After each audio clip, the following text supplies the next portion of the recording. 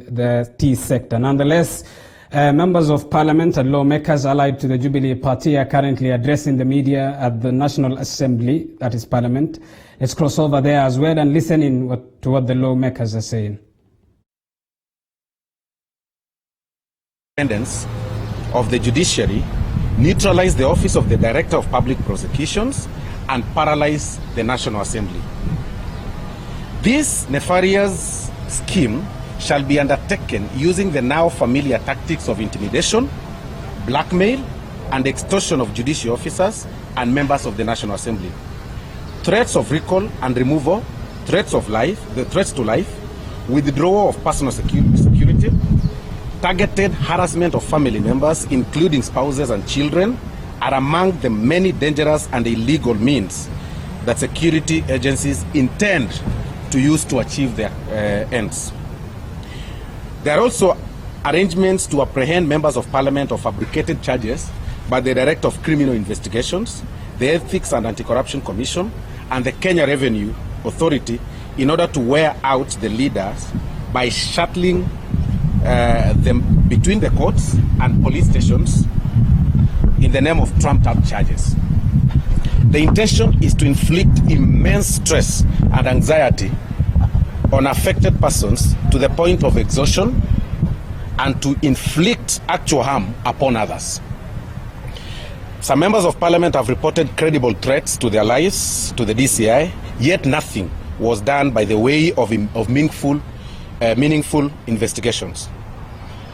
As if this is not enough, we are aware of plans to eliminate certain members of parliament in retaliation and as a warning to others over their political views. An elite squad was recently disbanded by the DCI after details of plans to harm political leaders leaked out. You will recall that reports of threats to the life of the Deputy President have never been investigated for nearly a year. Instead, there has been a lot of diversionary activity and intimidation. As part of the cover-up, one Mr. Dennis Itumbi was arrested and detained at length, only to be charged with obscure and irrelevant offenses. To date, there have been no credible investigation into the veracity of the Hotel Lamada assassination plot claims against the Deputy President. This country only recently emerged from troubled history of vicious impunity, unresolved political murders, and outright assassination in pursuit of corrupt political and other ends. The institutions we look to for protection against violations and excesses are being captured, cannibalized, compromised, and commandeered to reverse into a terrible past. We are being led back to a gunpoint, to a place we swore never to visit again, by people who swore to defend and uphold the Constitution. The reason why security for vocal and independent leaders has been withdrawn is to make them easier to harm through discreet attempts such as poisoning, apparent accidents, and seemingly ordinary robbery incidents. All this notwithstanding, we must, and we do, and we will forge ahead without hesitation, fear, or regret. We reiterate our commitment to uphold our Constitution and defend the rule of law. To this end, we shall not only resist attempts by a selfish cabal of brokers to destroy a publicly funded national party, but also defend our democracy as vigorously and courageously as necessary to defeat the agents of plunder and mayhem. We shall also protect the integrity and independence of institutions like Parliament, ODPP, the Inspector General of the National Police, and the Judiciary, and fight hard for their space and resources to operate optimally and secure the rule of law in our republic. We take great exception with the manner in which elected parliamentary leaders are being intimidated and purged without any reason. The planned removal of the Deputy Speaker of the Senate, Dr. Professor Kithure Kindiki, which comes hot on the heels of the illegal oust of Majority Leader Kipchumba Murkomen and Majority Whip Senator Susan Keheka, is callous and democratic, and is intended to subdue Parliament in its role as it checks the excesses of the executive. This is the height of betrayal of individuals who worked tirelessly to not only ensure the Jubilee Party wins the last general election, but guarded the administration in their respective positions while ensuring fairness and upholding the rule of law. We continue to reach out to our friends in the non-governmental sector, locally, and all our friends beyond our borders, including those to whom we have written through the foreign missions. We have also alerted human rights watchdog organizations, including the International Criminal Court, to consider investigating many incidents of human rights violations and possibly escalate towards international crimes and crimes against humanity.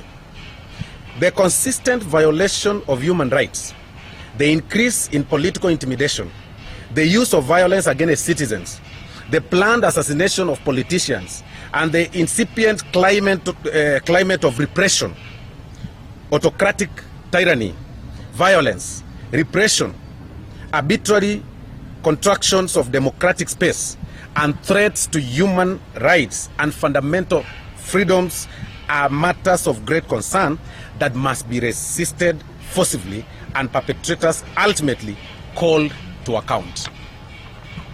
End of statement. Let me just want to add one statement. Kenyans are aware of where we have come from as a country, and it took us even the death of very many prominent Kenyans to die for this country to reach where we are here.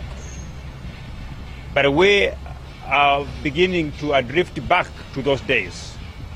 But if it will take death of the Kenyans who are perceived to be allied with the deputy president, if it will take sacking and the intimidation of civil servants who are betrayed by their surname, or rather by their association, to get this country back to where it was, so be it.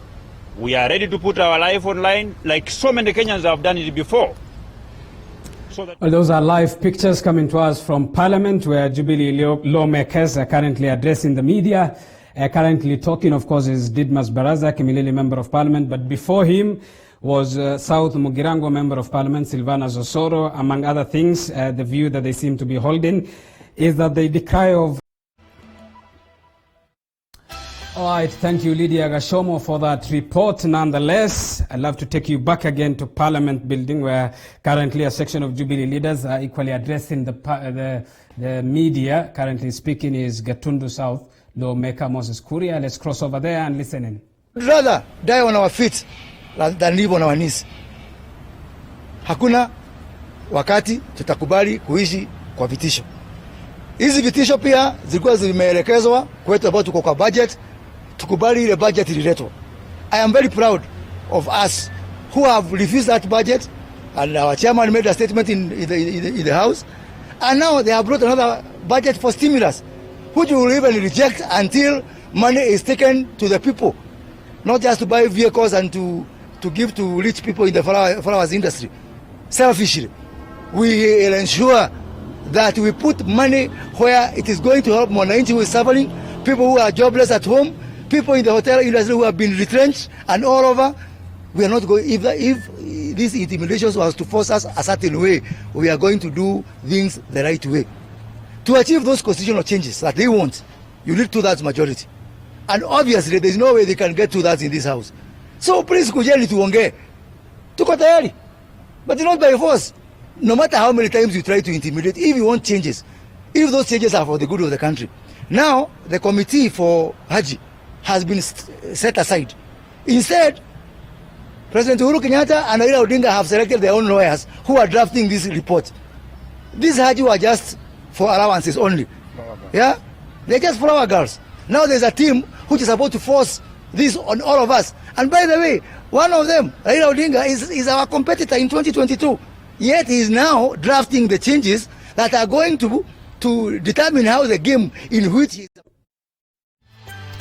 All right, that is Gatundu South lawmaker Moses Kuria, among other Jubilee party leaders, of course, officials elected in the Jubilee Party, addressing the media as the disquiet in the ruling party continues. Of course, as I promised earlier on, we'll be bringing you up to speed of how bigger the jumble in the ruling party gets. Time for us to take a short break here on News Deck. We still have a lot lined up for you. We'll be back with more news after this break.